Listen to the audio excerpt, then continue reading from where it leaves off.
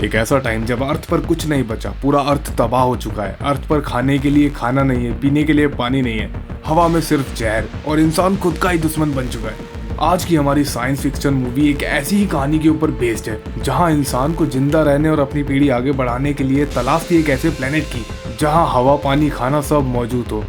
पर कुदरत को तो कुछ और ही मंजूर था, बेइंतहा तबाही और एक ऐसा प्लेनेट जो शायद पूरी इंसानियत ने कभी ना सोचा। तो चलिए शुरू करते हैं इसी के साथ आज की अपनी इस मूवी का ब्रेकडाउन। लेकिन उससे पहले अगर आप लोग चैनल पर नए हैं और आपने अभी तक चैनल को सब्सक्राइब नहीं किया है तो फटाफट से चैनल को सब्सक्राइब करके बेल आइकन को प्रेस कर ले ताकि आप कोई भी नई मूवी का अपडेट मिस ना करें। तो मूवी की स्टार्टिंग में हमें दिखाया जाता है एक लड़की जिसका नाम लुइस है। वो अपने पार्टनर के साथ एक ऐसे अननोन प्लेनेट पे आई है जहां पर इनकी एक आखिरी उम्मीद है कि शायद यहाँ पे जीवन संभव हो, और इस प्लेनेट का नाम था टेरा। हकीकत में ये लोग एक कैप्लर नाम के ग्रह से आए थे। ये हर जगह इन्होंने अपने लोगों को भेजा हुआ था, हर ग्रह में जहां इनको जीवन की संभावना नजर आती है अपने ग्रह पर उस सिग्नल को भेजते और उसके बाद कैप्लर वाले स्कैन करते कि क्या वो इंसानियत के लिए ठीक है या नहीं। और इनका सिर्फ एक ही मिशन था कि जैसे ही इन्हें कोई ऐसा प्लेनेट मिल जाता है जहां पर जीवन संभव हो, जो कि सेम पृथ्वी की तरह हो, तो ये लोग तुरंत कैप्लर से निकलकर उस प्लेनेट की तरफ चले जाते और वहीं पर बस जाते। तभी हम देखते हैं लुइस जैसे इस प्लेनेट पे लैंड होती है, यहाँ पे इनका स्पेसक्राफ्ट क्रैश हो जाता है, जिसकी वजह से इनका एक साथी मारा भी जाता है। और जो दूसरा आदमी था उसको वहीं के लोकल लोग जो कि उसी प्लेनेट के रहने वाले थे वो पकड़ कर ले जाते हैं। तभी लुइस उनके ऊपर गन से एम करती है ताकि वो अपने साथी को बचा सके, लेकिन पीछे से लुइस के सर पे कोई वार कर देता है जिसकी वजह से लड़की बेहोश हो जाती है।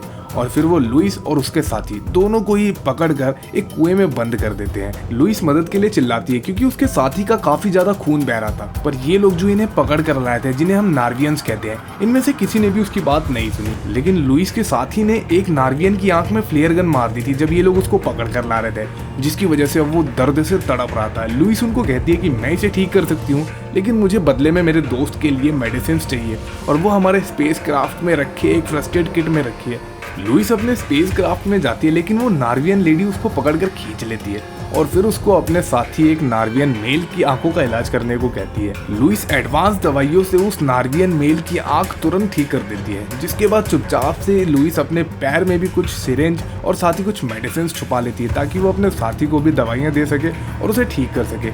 लेकिन जब तक लुइस वापस लौट कर आती है तब तक काफ़ी देर हो चुकी होती है। उसका साथी उसको कहता है कि अब देर हो गई है, मेरी काफ़ी ज़्यादा ब्लीडिंग हो गई है और अब मेरा बचना लगभग इम्पॉसिबल है। फिर उसके बाद वो अपने ही लॉकेट में लगी एक अजीब सी चीज़ खा लेता है, जिसके बाद उसकी मौत हो जाती है। शायद ये सेल्फ डिस्ट्रॉइंग सिस्टम था जो उसके लॉकेट में लगा था। अब यहाँ लुइस बिल्कुल अकेली थी और अगले ही सीन में हमें लुइस के पास्ट का सीन दिखाया जाता है कि जब वो छोटी थी तब उसके डैड उसको छोड़ते टाइम यही कह के गए थे कि हम सब के लिए, हम सब के लिए। ये इनकी कोट लाइन थी। ये चाहते थे कि बस जैसे तैसे करके कैप्लर वासी टेरा में या फिर किसी ऐसे प्लेनेट पे पहुंच जाए जहां पर आकर वो बच सके और जिंदा रह सके। तभी हम देखते हैं अचानक से उस कुएं में ऊपर तक पानी भर गया था। लुइस और उसका साथी दोनों डूब गए थे।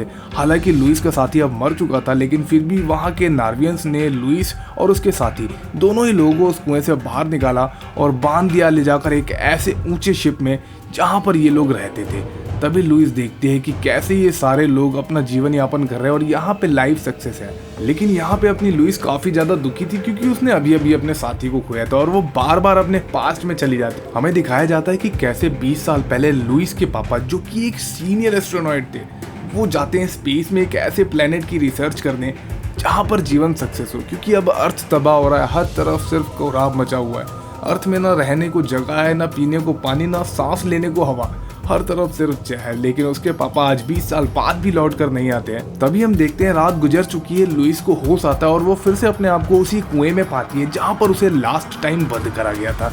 लुइस बहुत ज्यादा प्यासी है, पर यहाँ पे कोई भी नार्वियन उसकी बात नहीं सुन रहा है। तभी वो मिलती है माइला नाम की इस नार्वियन बच्ची से, जो कि पहले तो उसको पानी की बोतल ला के देती है, फिर लुइस से बात करने की कोशिश करती है। फिर लुइस उसको समझाती है एक लाल कलर का बायोमीटर है, अगर वो तुम मेरे को ला के दे सको तो तुम्हारा बहुत एहसान होगा। नार्वियन बच्ची माइला को उसके ऊपर दया आ जाती है और वो जाती है उसका बायोमीटर लेने के लिए, लेकिन तभी अचानक से भगदड़ मच जाती है और जितनी भी बच्चियां और बच्चे थे छोटे छोटे, वो सारे लोगों को उस कुएं के अंदर फेंक देते हैं जिसमें लुइस पहले से ही थी। अचानक से ऐसी अजीबोगरीब हरकतें और बहुत सारी आवाजें सुनकर लुइस कुएं के सहारे ऊपर चढ़ती है और एक छेद में से झांक कर देखती है तो बाहर का माहौल कुछ और ही था। हर तरफ सिर्फ खून। जितने भी नार्वियंस थे उसको पता नहीं कौन मास्क पहने लोग बुरी तरह मार रहे थे। तभी एक मास्क पहना इंसान कुएं की तरफ भी आता है, बट लुइस खुद भी छुप जाती है और बच्चों को इशारा करके पानी में डुबकी लगाने को कह देती है। अब वो सारे लोग जा चुके हैं। अब जितने भी नार्वियन लोग थे जो बचे हुए थे वो सारे निकलकर बाहर आते हैं, लेकिन इन सब में काफी सारी नार्वियन लड़कियां गायब थी। उन्हीं में से एक नार्वियन लेडी भागकर जाती है। तभी लुइस उसका पीछा करती है, ये देखने के लिए कि आखिरकार वो नार्वियन लेडी जा कहाँ रही है। वो नार्वियन लेडी के पीछे आती है। नार्वियन लेडी उसे मना करती है अपने पीछे आने को और बोलती है मेरा पीछा क्यों कर रही हो। तभी वो लुइस को एक अजीबोगरीब चीज देती है खाने के लिए।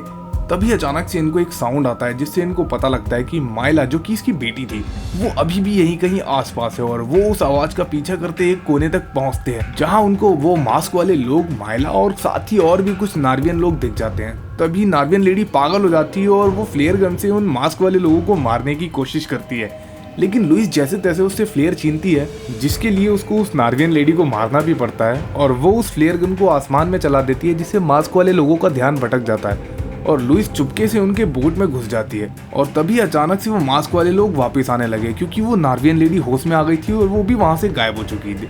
लुइस जल्दबाजी में बोट के निचले हिस्से में घुस जाती है जहां पर वो देखती है वो सारे नार्वियन बच्चे और आदमी जिनको इन लोगों ने किडनैप किया था वो सारे बैठे हुए हैं। लुइस को बहुत ठंड लग रही थी।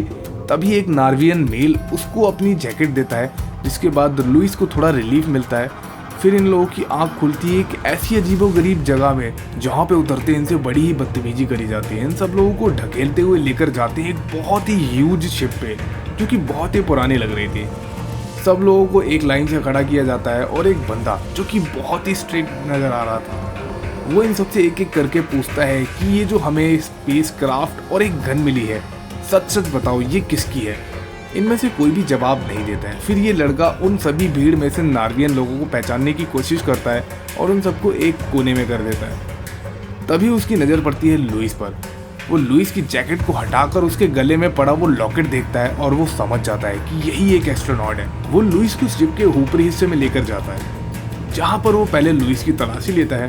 उसके बाद वो उसको अंदर जाने को कहता है जहाँ पे लुइस मिलती है अपने ही पिता के दोस्त से जो कि इस प्लेनेट पे काफी लंबे टाइम से रह रहा है। उसको इस प्लेनेट पे जीवन तो मिल गया था आज से कई साल पहले ही, लेकिन केपलर वासियों के पास सिग्नल भेजने के लिए इनके पास अभी तक कोई जरिया नहीं था, और जो एक जरिया था वो भी तबाह हो चुका था। वो कैसे तबाह हुआ अभी तक इसने नहीं बताया था, पर यहाँ पे ये लुइस को बताता है कि हम तुम्हारे पिता के बहुत एहसानमंद हैं क्योंकि उन्हीं के काफ़ी सारे एक्सपेरिमेंट्स और काफ़ी सारे कैलकुलेशंस की वजह से हम सक्सेसफुली केपलर से बाहर निकल पाए। ये सुनकर लुइस की सांस में सांस आती है और अब जाकर वो रिलीफ महसूस करती है कि आखिरकार वो ऐसी जगह पे है जहाँ उसको कोई नुकसान नहीं पहुँचाएगा। फिर लुइस के पिता का दोस्त उसको सारी बातें बताता है कि कैसे वो सारे के सारे लोग केपलर से बाहर निकले। उसके बाद एक हादसे में उसके पिता की मौत हो गई। लुइस ये सुन के काफ़ी ज़्यादा उदास हो गई थी, लेकिन लुइस के पिता का दोस्त उसे समझाते हुए कहता है कि तुम्हें इन सब चीज़ों के ऊपर गौर नहीं करना चाहिए और तुम जाकर आराम कर लो। अब लुइस को भी समझ में आ गया था कि बीती बातों पर अफसोस करने से कोई फ़ायदा नहीं है। वो थोड़ी देर अपने पिता के दोस्त के साथ बैठती है। उसके बाद वो लड़का जो कि नीचे इन लोगों से बड़ी ही बदतमीजी से बात कर रहा था, वो और लुइस के पिता का दोस्त मिलकर लुइस को उसके कमरे में छोड़कर आते हैं जो कि इन्होंने ही अरेंज किया था। अब लुइस यहाँ पे आराम से सो सकती है। उसके खाने पीने और नहाने की व्यवस्था करवा दी गई थी, जिसके बाद हम देखते हैं कि लुइस फिर से अपने फ्लैशबैक में जाकर अपने पिता को याद करने लगती है। फिर हमें दिखाया जाता है कि लुइस के यहाँ पे टीजर्स लेवल बराबर हो गए थे जैसा कि अर्थ में होता है। अब लुइस को समझ में आ गया था कि टेरा नाम की इस प्लेनेट पे फर्टिलाइजेशन पॉसिबल है, जिसको देखकर लुइस बहुत ज़्यादा खुश हो जाती है। लुइस के रेडी हो जाने के बाद लुइस के पिता का दोस्त उसको एक क्लासरूम में लेकर जाता है और वहाँ पे उन सभी मौजूद बच्चों से लुइस से एक एक करके सवाल पूछने को कहता है। वो सारे बच्चे लुइस से अलग अलग तरह के सवाल पूछते हैं, जैसे कि केपलर नाम के उस प्लेनेट पे क्या हकीकत में पानी है जिसमें हम तैर सकें, क्या केपलर नाम के प्लेनेट पे बहुत सारा खाना है, क्या केपलर नाम के प्लेनेट पे हम लोग क्या क्या चीज़ें कर सकते हैं, या अर्थ पर क्या क्या कर सकते हैं, क्योंकि यहाँ पे मौजूद जितने भी बच्चे हैं किसी ने भी अर्थ नहीं देखा है, इन्होंने सिर्फ सुना है तो अर्थ का नाम। इन सब के बाद लुइस एक कमरे में आ जाती है जहाँ पर उसे नील नाम का एक बच्चा मिलता है, जिसको लुइस के पिता का दोस्त अपना बेटा बताता है। वो लुइस को एक राज की बात बताता हूँ बोल के एक कोने में रखा पेड़ दिखाता है और लुइस को बताता है कि ये एक ट्री है, क्या तुम्हें पता है ये एक सीक्रेट है। तभी लुइस उससे पूछती है कि ये चीज़ तुम्हें किसने बताई। बच्चा उसे इंजन रूम के बराबर वाले रूम में रहने वाले एक अजनबी अंकल के बारे में बताता है। लुइस को हल्का हल्का शक होता है। फिर वो इंजन रूम के बराबर में रहने वाले उस कमरे की तरफ धीरे धीरे बढ़ती है। मानो उसको कोई ऐसा राज पता लग गया हो जो कि नहीं पता लगना चाहिए था। वो जैसे तैसे करके उस ढक्कन को खोलती है, तभी लुइस के पिता का दोस्त वहाँ पीछे से आ जाता है और वो लुइस से शर्मिंदगी के साथ माफ़ी मांगता है और कहता है कि हाँ लुइस, तुम्हारे पिता हकीकत में मरे नहीं है बल्कि इसी रूम के अंदर है। लुइस अपने पिता को देखकर बहुत खुश होती है, वो रोने लगती है, बहुत ही इमोशनल सीन हो जाता है। लुइस अपने पिता से गले लगती है। तभी लुइस अपने पिता से बातचीत करती है तो लुइस को पता लगता है हकीकत में उसके जो पिता है वो केपलर का मिशन छोड़कर यहाँ पे कम्युनिकेशन के जितने भी जरिए थे, जैसे कि केपलर पर सिग्नल भेजने वाले जितने भी उपकरण और मशीनें थी, उनको तबाह करने लगे और यहाँ पे मौजूद नार्वियंस को बचाने लगे। ये सुनकर लुइस काफी उदास हो जाती है। लुइस के पिता का दोस्त उसे समझाने की कोशिश करता है कि तुम्हारे पिता हकीकत में यहाँ की एक नार्वियन लेडी से प्यार करने लगे थे, जिसकी वजह से वो अपना मिशन भूल गए थे। लेकिन अभी भी लुइस के पिता का दोस्त लुइस से झूठ बोल रहा था। कहानी तो हकीकत में कुछ और ही थी। अगले सीन में हमें दिखाया जाता है ये सब साथ बैठकर डिनर कर रहे होते हैं। तभी लुइस के पिता का दोस्त लुइस को बताता है कि ये यहीं का एक बच्चा है, एक नार्वियन बच्चा जो कि डूब रहा था, मर रहा था, लेकिन लुइस के पिता के दोस्त ने उसे बचा लिया। लेकिन हकीकत में कोई नार्वियन बच्चा नहीं था, बल्कि ये लुइस के पिता का ही बेटा था, जो कि यही एक नार्वियन लेडी के साथ हुआ था। जिससे ये साबित होता है कि इस प्लेनेट पर लाइफ सक्सेस है, क्योंकि अर्थ पर अब ऐसा कुछ भी पॉसिबल नहीं था। अगले ही सीन में पूरे के पूरे शिप की लाइट चली जाती है और माइला की मम्मी शिप के अंदर घुस जाती है और वो वहाँ के सारे गार्ड्स को मारकर अपनी माइला को बचाने आती है। लेकिन यहाँ पर मामला कुछ और ही पड़ जाता है। वो लुइस के गले में चक्कू लगा के माइला का पता तो पूछ लेती है, पर बाद में कुछ गार्ड्स गन लेकर आते हैं और वो माइला की मम्मी उस नार्वियन लेडी को पकड़ लेते हैं और बहुत बुरी तरह पीटते हैं। लुइस काफी ज्यादा रोकती है कि उस नार्वियन लेडी को ये लोग हार्म ना पहुंचाए, लेकिन फिर भी उसकी एक नहीं सुनते और उस नार्वियन लेडी को काफी ज्यादा मारते हैं। अब लुइस समझ चुकी थी यहाँ पे कुछ तो झोल है, ये बूढ़ा केपलर वासी कुछ तो ऐसा झोल कर रहा है जिसकी वजह से ये सारे के सारे नार्वियन इससे खवा है। और साथ ही लुइस के डैड भी इनके खिलाफ हो गए थे और वो सारे कम्युनिकेशन के रास्ते बंद कर रहे थे। तभी वो बुड्ढा दोबारा लुइस को समझाता है कि देखो, हमारा सिर्फ सिंपल मोटिव ये है कि हम केपलर से अपने ही मेल्स को बुलाएंगे। जब तक वो केपलर से इस टेरा नाम के ग्रह पर आएंगे तब तक ये नार्वियन बच्चे भी बड़े हो जाएंगे और आगे का तुम्हें पता है। लुइस इस चीज से साफ इनकार कर देती है और वो कहती है कि इस मामले में तो मेरे डैड ही सही थे। लेकिन फिर वो लुइस को वहां से जाने को कहता है। लुइस अपने कमरे में आती है तो देखती है कि माइला भागकर उसके उस ड्रॉर में घुस गई थी जो कि उसके रूम के निचले हिस्से में बना हुआ था। तभी अचानक से लुइस को आवाज आती है गेट नॉक करने की। वो गेट खोलती है तो वो देखती है कि वही सिक्योरिटी हेड, जो कि बड़ी ही बदतमीजी से सबसे नीचे बात कर रहा था, वो उसके कमरे में आता है और उस बच्ची को ढूंढने की कोशिश करता है। यहाँ पर उसको बच्ची नहीं मिलती है तो वो लुइस के साथ जबरदस्ती करने की कोशिश करता है, जिसके बाद लुइस उसके पास जाती है और उसको धमकाने की कोशिश करती है। लेकिन अचानक से उसकी आंख उस बच्ची पर पड़ जाती है। उसे शक होता है कि शायद यहाँ पे बच्ची है। तभी लुइस उसके पास भाग कर जाती है और उसको अपने गले में पड़े उस लॉकेट के अंदर की चीज खिला देती है, जो कि लुइस के साथी ने स्टार्टिंग में खाई थी, जो कि एक सेल्फ डिस्ट्रॉइंग सिस्टम है जिसको खाने के बाद इंसान की तुरंत मौत हो जाती है। अब लुइस महिला के साथ शिप के निचले हिस्से में आती है और वो जैसे ही गार्ड के पास जाती है वो गार्ड को मार देती है और उस निचले हिस्से में जितने भी नार्वियन लेडी और आदमी बंद थे उन सभी को छुटा लेती है। और उसके बाद वो माइला की मम्मी को एक गन पकड़ा देती है, जिसके बाद शुरू होता है असली खूनी मंजर। भाई साहब, जो कोहराम मचाती हैं ये दोनों लेडीज मिलके। उसके बाद लुइस अपने डैड को बचाने जाती है। तभी उसके डैड बताते हैं कि आज कुछ तो अलग है, क्योंकि कभी भी मेरा दोस्त शिप से बाहर नहीं निकलता।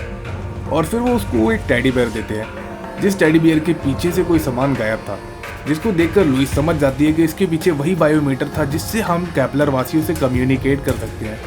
उसके बाद उसके पिता उसको ये टास्क देते हैं कि कैसे भी करके उसे केपलर वासियों से संपर्क करने से रोकना होगा, क्योंकि अगर उन लोगों के पास रीडिंग चली गई और उन्हें पता लग गया कि यहाँ जीवन संभव है तो वो यहाँ पर आकर इस ग्रह को भी तबाह कर देंगे और यहाँ के नार्वियंस को हम इंसानों की कोई ज़रूरत नहीं है, क्योंकि ये हम बिना इंसानों के भी यहाँ पे अच्छे से सर्वाइव कर रहे हैं। लेकिन लुइस के पिता का दोस्त भागकर जाता है और नील के ब्लड सैंपल का डीएनए और उसके डीएनए के कोड्स को उस बायोमीटर से केपलर तक भेजने में सक्सेसफुल हो जाता है, जिसके बीच उसने नील की असली मम्मी को भी मार दिया था। लेकिन फिर मौका पाते ही लुइस ने उसके ऊपर हमला कर दिया और उसको लेकर पानी में कूद गई, जिसके बाद लुइस और वो लुइस के पिता का दोस्त दोनों की ही सांस फूल गई और वो दोनों ही पानी के अंदर तैरने लगे। लेकिन लुइस को उन नार्वियन लोगों ने बचा लिया और यहाँ पर लुइस के पिता के दोस्त की मौत हो गई। फाइनली सब ठीक हो गया था, लेकिन सब कुछ नहीं। यहाँ पर बचे थे तो सिर्फ लुइस, लुइस के डैड, नील और वो नार्वियन लोग। लेकिन यहाँ पर सबसे बड़ी समस्या की बात यह है कि नील, जो कि लुइस का भाई है, उसके डीएनए के कोड्स केपलर तक पहुंच चुके हैं। जिसका मतलब है कि शायद केपलर वासी अब आने वाले कुछ सालों में इस प्लेनेट पर जरूर आएंगे, जो कि एक अच्छा साइन तो बिल्कुल भी नहीं है। तो आप लोगों को क्या लगता है, क्या द कॉलोनी 2 आएगी? क्या केपलर वासी इस प्लेनेट पर आकर इस प्लेनेट को भी तबाह करने की कोशिश करेंगे? अपनी राय कमेंट में जरूर देना। तभी हम देखते हैं लुइस अपने डैड के पास्ड ऑन पेपर को नील को देती है, जो कि उसके डैड को उनके डैड ने दी हुई थी, जिसमें एक माचिस की तीली और साथ ही पिछले 100 साल में बने एस्ट्रोनॉट्स के नाम थे। इसी के साथ हमारी मूवी यहाँ पे खत्म हो जाती है। आपको आज की ये साइंस फिक्शन मूवी पसंद आई हो तो लाइक सब्सक्राइब जरूर से कर देना, क्योंकि इससे हमें बहुत मोटिवेशन मिलता है। लव यू गाइज, मिलते हैं नेक्स्ट वीडियो में, तब तक के लिए